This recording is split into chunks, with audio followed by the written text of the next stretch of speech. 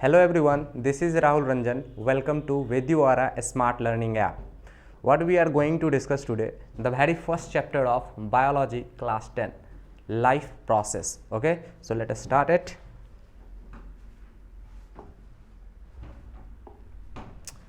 Life process, life processes, the very first chapter of biology. तो ये आपका chapter है लाइफ प्रोसेस। क्या होता है लाइफ और क्या है लाइफ प्रोसेस, ये दो चीज़ें हैं जिसके बारे में सबसे पहले हमें जानना है। तो सबसे पहले देखते हैं कि लाइफ क्या है, लाइफ किसे कहते हैं। लाइफ, तो लाइफ किसको कहेंगे? कोई भी स्ट्रक्चर हो, किसी भी तरह का स्ट्रक्चर हो, चाहे वो पेड़ की तरह दिखे, एनिमल की तरह दिखे या कैसा रॉक की तरह ही क्यों ना दिखे, अगर उसमें कुछ कैरेक्टर्स हैं, for example self regulated movement और बॉडी के डैमेज पार्ट को हील अप करने की एबिलिटी, तो उसे हम लाइफ कंसीडर कर सकते हैं। वैसे तो बहुत सारे कैरेक्टर्स हैं जो लिविंग में पाए जाते हैं, बट बेसिकली ये कैरेक्टर सिमिलर है ऑलमोस्ट सभी ऑर्गेनिज्म में एक्सेप्ट वायरस। ठीक है, तो आप लिख सकते हो any structure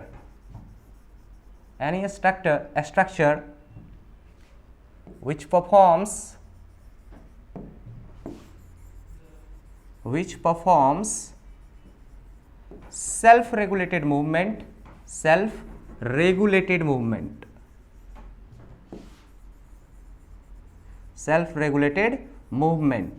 and has ability to heal up their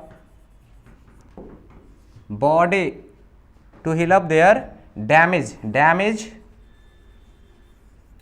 body parts। ठीक है, समझिए क्या मतलब हुआ इसका।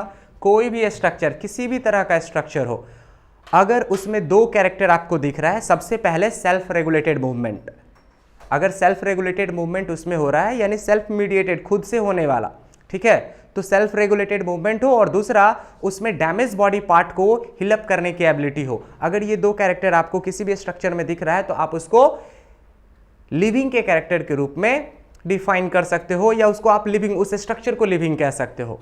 अब इसमें एक टॉपिक है सेल्फ रेगुलेटेड मूवमेंट, तो इजी है समझना, जो खुद से हो। फॉर एग्जांपल बॉडी के अंदर, आपके बॉडी के अंदर ब्लड का सर्कुलेशन हो रहा है, हार्ट बीट कर रहा है, ये सब सेल्फ रेगुलेटेड है। ऐसा नहीं कि ये आपके कंट्रोल में है, ये आपके कंट्रोल में नहीं है, ये सेल्फ रेगुलेटेड मूवमेंट है। तो जो भी लिविंग ऑर्गेनिज्म होंगे उसमें ये जो आपका कैरेक्टर है जरूर देखने को मिलेगा, सेल्फ रेगुलेटेड मूवमेंट। ठीक है, सेल्फ रेगुलेटेड मूवमेंट हर एक जीव में होता ही है। मॉलिक्यूलर लेवल पे हो सकता है या मॉलिक्यूलर लेवल से ऊपर ऑर्गेनाइजेशन लेवल पे हो सकता है, बट सेल्फ रेगुलेटेड मूवमेंट होगा।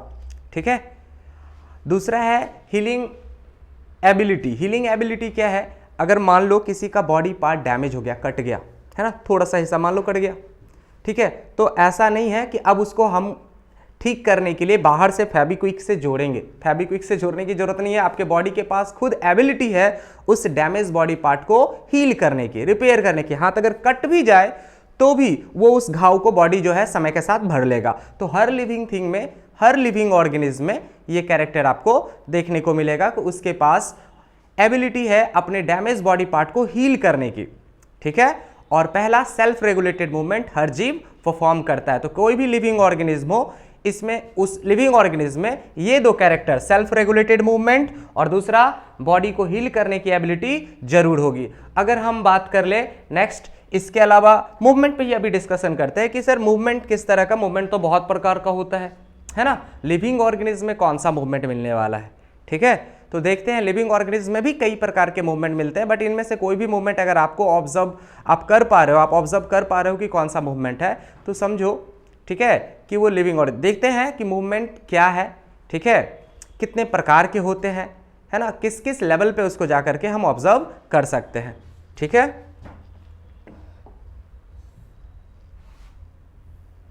सबसे पहले अब मूवमेंट, ओके, तो मूवमेंट बच्चे दो प्रकार के, एक विजिबल, दूसरा इनविजिबल। विजिबल किसको कहते हैं? जो आपको आंखों से दिखाई दे। Right now I am moving my hands, what it means? It means it can be observe by eyes. आप ऑब्जर्व कर सकते हो कि मैं अपने इस बॉडी पार्ट को मूव कर रहा हूँ, ये विजुअल मूवमेंट हो गया, है ना। तो विजुअल मूवमेंट में आप 2 पॉइंट लिख सकते हो, है ना। मूवमेंट इन बॉडी पार्ट्स, ठीक है, मूवमेंट इन बॉडी पार्ट्स। दूसरा क्या लिख सकते हैं हम लोग? दूसरा लिख सकते हैं ग्रोथ। आप किसी भी ऑर्गेनिज्म में ग्रोथ को मूवमेंट के तौर पे देख सकते हो। मान लो आपने किसी तरह का कोई सीड प्लांट किया, कुछ ही समय में उस सीड से क्या होगा? एक पौधा जो है जर्मिनेट हो जाएगा। तो ये क्या है? बाद में वही पेड़ का रूप ले लेगा। तो ये क्या है? ये ग्रोथ है ना, ग्रोथ। अब बात है कि इन दोनों मूवमेंट में डिफरेंस क्या है? एक है मूवमेंट इन बॉडी पार्ट्स और एक है ग्रोथ। तो दोनों में डिफरेंस है। एक आपका इरिवर्सिबल मूवमेंट है ना, एक आपका इरिवर्सिबल है। जैसे ग्रोथ, अगर कोई बच्चा बड़ा हो गया तो वो वापस से बच्चा नहीं हो सकता। ऐसे मूवमेंट को हम लोग कहते हैं इरिवर्सिबल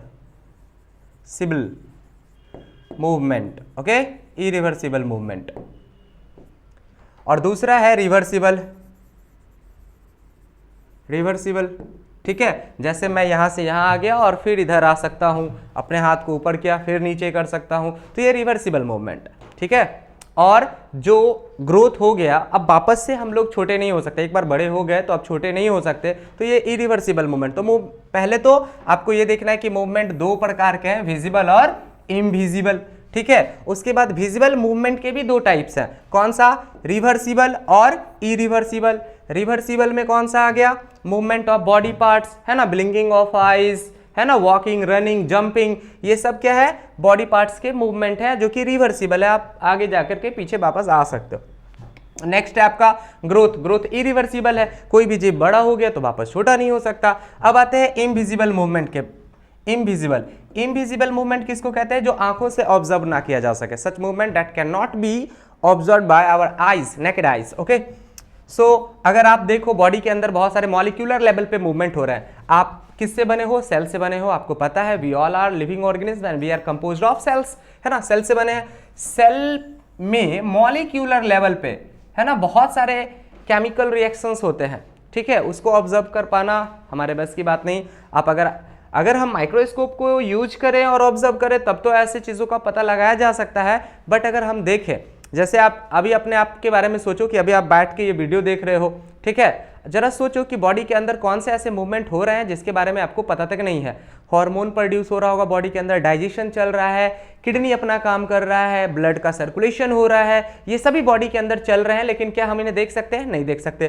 तो ऐसे मूवमेंट को हम लोग क्या कहते हैं? इनविजिबल मूवमेंट कहते हैं, ठीक है। तो लिविंग ऑर्गेनिज्म में ये मूवमेंट भी देखने को मिलता है, विजिबल भी और इनविजिबल भी। इनविजिबल मूवमेंट के कुछ एग्जांपल्स देख लेते हैं। जैसे सर्कुलेशन, ब्लड सर्कुलेशन, ठीक है। ब्लड सर्कुलेशन के अलावा नेक्स्ट आप लिख सकते हो डाइजेशन। बिल्कुल, ये आपको पता नहीं चल रहा लेकिन बॉडी में हो रहा है, ठीक है। और बायोसिंथेसिस, बायोसिंथेसिस क्या इसका मतलब है? बायोसिंथेसिस का मतलब हुआ बायोलॉजिकल केमिकल कंपाउंड जो है, जो बॉडी के अंदर लगातार बन रहा है, अमीनो एसिड्स, एंजाइम्स, हार्मोन्स, वो सिंथेसिस की प्रक्रिया सेलुलर लेवल पे लगातार बॉडी के अंदर चलता रहता है। तो ये आप देख सकते हो कि मूवमेंट जो है लिविंग ऑर्गेनिज्म का सबसे इंपॉर्टेंट कैरेक्टर है। अगर आपसे कोई पूछे कि लिविंग ऑर्गेनिज्म और नॉन लिविंग ऑर्गेनिज्म के बीच हमें डिफरेंशिएट करना है तो कौन सा सबसे इंपॉर्टेंट पॉइंट है जिसके आधार पे हम लिविंग को नॉन लिविंग से डिफरेंशिएट कर सकते हैं, दोनों के बीच अंतर बता सकते हैं, तो आप कह सकते हो self regulated movement. Self regulated movement, ठीक है, सेल्फ रेगुलेटेड मूवमेंट। अब ये सेल्फ रेगुलेटेड मूवमेंट इनविजिबल भी हो सकता है, विजिबल भी हो सकता है। विजिबल हुआ तो इसमें आप विजिबल में कौन कौन से आ जाएंगे? Movement in body parts, next growth, है ना, जिसमें से एक आपका रिवर्सिबल, दूसरा इरिवर्सिबल। इनविजिबल मूवमेंट जो बॉडी के अंदर चल रहा है, जिसको आंखों से ऑब्जर्व नहीं कर सकते, ये प्लांट, एनिमल सब में होगा। प्लांट में भी वाटर रूट से एब्जॉर्ब किया गया और उसको लीफ तक भेजा जा रहा है ना, जाइलम टिश्यू के साथ। तो क्या हम उसको ऑब्जर्व कर सकते हैं? नहीं कर सकते, नहीं देख पाते हैं, ठीक है, आंखों से देख नहीं पाते, इसलिए उसको हम क्या कहते हैं? Invisible movement. लेकिन मूवमेंट तो है ना, इसलिए अगर सेल्फ रेगुलेटेड मूवमेंट हो रहा है, चाहे वो विजिबल हो या इनविजिबल, किसी भी स्ट्रक्चर में, तो उस स्ट्रक्चर को हम लिविंग कंसीडर कर सकते हैं, क्योंकि सेल्फ रेगुलेटेड मूवमेंट जो है सबसे इंपॉर्टेंट क्राइटेरिया है किसी भी स्ट्रक्चर का लिविंग होने का, है ना, सबसे कह सकते हैं इंपॉर्टेंट आइडेंटिटी, है ना। किसी भी तरह का स्ट्रक्चर, आप कहीं आ जा रहे हो, अचानक से कोई स्ट्रक्चर मिला जिसमें आप सेल्फ रेगुलेटेड मूवमेंट देख रहे हो और जिंदगी में कभी उस जीव को देखा ही नहीं, कभी उस स्ट्रक्चर को देखा नहीं, तो अब आपको डिफरेंशिएट करना है वो लिविंग है या नॉन लिविंग। कैसे कर सकते हैं?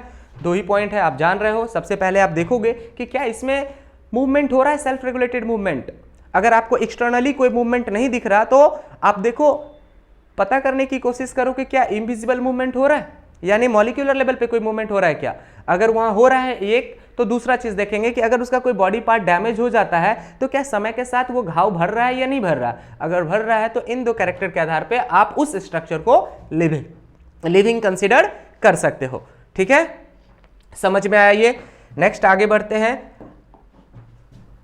और आगे क्या है, नेक्स्ट है कुछ प्रोसेस, लाइफ प्रोसेस, जैसे कि इस चैप्टर का ही नाम है life processes, life processes, life process. अब देखते हो लाइफ प्रोसेस क्या है। लाइफ प्रोसेस एक्चुअली में लाइफ प्रोसेस को आप कह सकते हो बायोलॉजिकल प्रोसेस। कौन सा?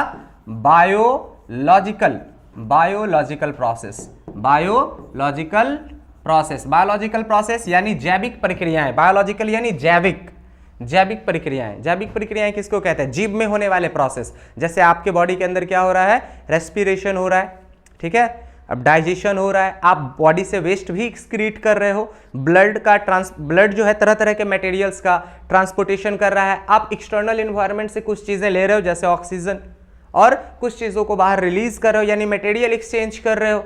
ठीक है, तो कोई भी ऑर्गेनिज्म जो होगा, चाहे वो यूनिसेलुलर हो या मल्टीसेलुलर, क्या हो? यूनिसेलुलर। यूनिसेलुलर आपने पहले पढ़ा है, यूनिसेलुलर का मतलब होता है जो एक सेल का बना हो, है ना, organism which is made up of single cell, है ना। और मल्टीसेलुलर किसे कहते हैं? Multicellular organism made up of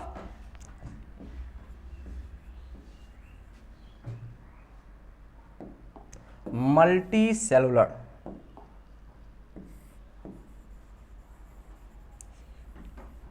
multicellular किसे कहते हैं? ठीक है, वैसा ऑर्गेनिज्म जो एक से अधिक सेल से बना हो, वो दो या दो से अधिक सेल आप कह लो, है ना। तो क्या होगा, इन सब में वो प्रोसेस दिखेगा, चाहे वो यूनिसेलुलर हो या मल्टीसेलुलर, क्या देखने को मिलेगा? बायोलॉजिकल प्रोसेस, बायोलॉजिकल प्रोसेस, जिन्हें हम लाइफ प्रोसेस कहते हैं। अब ये बायोलॉजिकल प्रोसेस है क्या, जरा देख लेते हैं बायोलॉजिकल प्रोसेस में क्या क्या आता है।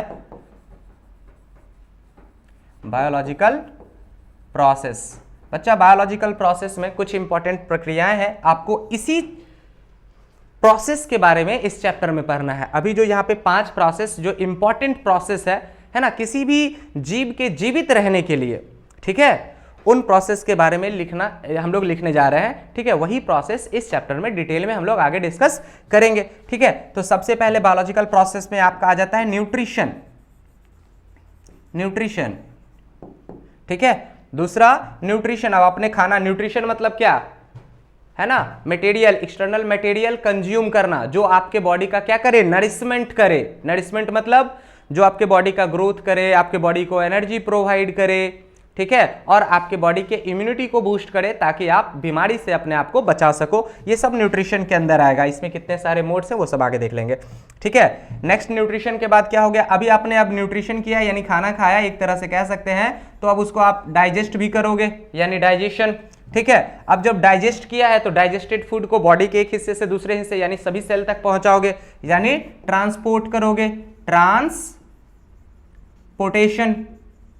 ठीक है, अब जब बॉडी में ट्रांसपोर्टेशन हो गया, सेल के पास चीजें गई, है ना, तो सेल क्या करने वाला है, उससे तरह तरह की चीजों का निर्माण करेगा। जब सेल उस रॉ मटेरियल से अलग अलग, मान लो सेल को अपने ग्लूकोज प्रोवाइड किया, उस ग्लूकोज से सेल क्या करने वाला है, एनर्जी ड्राइव करने वाला है। लेकिन इस क्रम में जब वो एनर्जी ड्राइव कर रहा होगा तो कुछ वेस्ट प्रोडक्ट भी जनरेट होंगे, है ना, तो जैसे कार्बन डाइऑक्साइड ही आप समझ लो ऐसे, तो उसको बॉडी से एलिमिनेट भी करना है। तो एक्सक्रीशन, वैसे ही बहुत सारे मेटाबॉलिक वेस्ट हमारे बॉडी में जनरेट होते हैं। सेल जब भी कोई काम कर रहा होता है, मतलब जो बायोसिंथेटिकल प्रोसेस वो कर रहा होता है, ठीक है, उसमें बहुत सारे वेस्टेज जनरेट होते हैं, उसको हम लोग बॉडी से एलिमिनेट करते हैं, यूरिन के साथ, फीकल मैटर के साथ, स्वेट के साथ। तो कई तरीके हैं जिससे हम बॉडी में जो नाइट्रोजिनस वेस्ट बन रहे हैं, टॉक्सिक सब्सटेंस बन रहे हैं, उसको बॉडी से एलिमिनेट करते हैं। तो आप नेक्स्ट कर सकते हो एक्सक्रीशन। और एक हमारा और बच गया है ना, अब बॉडी में जैसे कि आपने फूड कंज्यूम किया, डाइजेस्ट किया, मान लो कार्बोहाइड्रेट खाया, पच गया कार्बोहाइड्रेट, किस कार्बोहाइड्रेट के पचने से क्या मिला, ग्लूकोज। अब उस ग्लूकोज को ऑक्सीजन से रिएक्ट करके ही एनर्जी प्रोवाइड होना है, तो ऑक्सीजन भी तो बॉडी में डालना है, तो ऑक्सीजन कैसे डालेंगे, उसके लिए भी एक सिस्टम है, रेस्पिरेटरी सिस्टम। तो हम लोग वो भी देखेंगे, रेस्पिरेटरी सिस्टम के बारे में भी पढ़ेंगे, और रेस्पिरेटरी सिस्टम का जो सबसे मेन सेलुलर प्रोसेस है रेस्पिरेशन, वो भी हम लोग देखेंगे। तो रेस्पिरेशन आप देख सकते हो, रेस्पिरेशन, ठीक है बच्चा, ये सभी वो प्रोसेस हैं, है ना, nutrition, digestion, transportation, excretion, respiration, ये वो बायोलॉजिकल प्रोसेस हैं जो किसी भी ऑर्गेनिज्म में प्रॉपरली जारी रहने जरूरी है, तभी वो लिविंग ऑर्गेनिज्म जीवित रह पाएगा। अगर इनमें से कोई भी प्रोसेस बच्चा रुक गया है ना, या नॉर्मल फंक्शन नहीं कर रहा है, तो फिर प्रॉब्लम हो जाता है। इसलिए कई बार अगर आपका डाइजेशन ठीक नहीं है, आपको डॉक्टर से मिलना पड़ता है। अगर आप सांस लेने में समस्या है तो भी डॉक्टर से मिलते हो, क्योंकि इनका सही से बॉडी में कंटिन्यू बना रहना, मतलब प्रॉपरली फंक्शन करना इन सिस्टम्स का, ठीक है, बहुत ज्यादा जरूरी है, तभी आप हेल्दी अपने आप को रख पाओगे, ठीक है। क्योंकि यही वो प्रोसेस है बच्चा जो किसी भी लिविंग ऑर्गेनिज्म को जीवित रखने में मदद करते हैं, इसलिए इन्हें हम क्या कहते हैं, लाइफ प्रोसेस, है ना। आप इसके बारे में क्या लिख सकते हो, these are the processes which keeps a living thing alive. ये वो प्रक्रियाएं हैं जो लिविंग थिंग को लिविंग रखती हैं, है ना। आप अगर आपसे कोई पूछ दे लाइफ प्रोसेस क्या है, आप शॉर्ट में बड़ा स्वीट सा आंसर दे सकते हो, सच processes which keeps a living thing alive, which keeps a living thing or living alive, है ना। वो प्रक्रियाएं जो जीवित चीजों को जीवित रखने में मदद करती हैं, जीवित रखती हैं, उसे लाइफ प्रोसेस कहते हैं। यही वो लाइफ प्रोसेस है ना। और इन्हीं को आगे हम एक एक करके इस चैप्टर में डिस्कस करने वाले हैं। सबसे पहला टॉपिक हमारा न्यूट्रिशन होगा, और वहां पे न्यूट्रिशन के टाइप्स, मोड्स, सारा कुछ हम लोग डिटेल में अच्छे से समझेंगे। फिलहाल यहाँ पे आपको बता दिया गया लाइफ क्या है, लाइफ प्रोसेस क्या है। इस चैप्टर में इन प्रोसेसेस को पढ़ना है। इसके अलावा और भी बहुत सारे प्रोसेस हैं बच्चा जो लाइफ प्रोसेस ही है, बायोलॉजिकल प्रोसेस ही है। एग्जाम्पल के तौर पे रिप्रोडक्शन, रिप्रोडक्शन भी एक बायोलॉजिकल प्रोसेस है, ठीक है। बट बच्चा वो जीवित रहने के लिए जरूरी नहीं है। अगर कोई एक इंडिविजुअल रिप्रोडक्शन नहीं करता अपने लाइफ में, यानी अपने संतान को जन्म नहीं देता, तो इससे वो मरेगा नहीं, ठीक है। ये प्रोसेस बायोलॉजिकल जरूर है, रिप्रोडक्शन बायोलॉजिकल प्रोसेस तो है, लेकिन वो ऐसा लाइफ प्रोसेस नहीं है जो किसी भी इंडिविजुअल को जीवित रहने में मदद करे, ठीक है। हाँ, वो स्पीशीज को पृथ्वी पर कंटिन्यू रखने के लिए बहुत जरूरी है, बट एक इंडिविजुअल के सर्वाइवल के लिए रिप्रोडक्शन का, है ना, इन प्रोसेस के इतना इंपॉर्टेंस नहीं है। ये सभी प्रोसेस अगर प्रॉपरली बॉडी में काम करते रहेंगे, ये सारा कुछ होता रहेगा सही से, रेस्पिरेशन, डाइजेशन, एक्सक्रीशन, तो जो बंदा है वो हेल्दी होगा, स्वस्थ होगा, कोई समस्या नहीं है। इनमें से किसी में प्रॉब्लम हुआ तो उसको प्रॉब्लम हो सकता है अगर उसने ट्रीटमेंट ना करवाया हो, और मान लो कि ट्रांसपोर्टेशन में समस्या हो, तो लंबे समय के बाद हो सकता है इतना ज्यादा प्रॉब्लम आ जाए कि उसकी मौत भी हो जाए। तो ये वो प्रोसेस है जिनका प्रॉपरली होना जरूरी है। दूसरी तरफ है लाइफ प्रोसेस, जो जरूरी तो है लेकिन स्पीशीज मेंटेन करने के लिए, ठीक है। लाइफ कहने का मतलब लाइफ प्रोसेस, जितने भी प्रोसेस जो होते हैं लाइफ के अंदर, वो सभी लाइफ प्रोसेस है। उन सभी में इन सब का बहुत ज्यादा इंपॉर्टेंस है। और भी प्रोसेस है जिनका इंपॉर्टेंस है, क्योंकि हम लोग इन्हीं के बारे में डिस्कस करने वाले इस चैप्टर में, इसलिए हम लोग ज्यादातर बात इससे रिलेटेड ही करेंगे, ठीक है।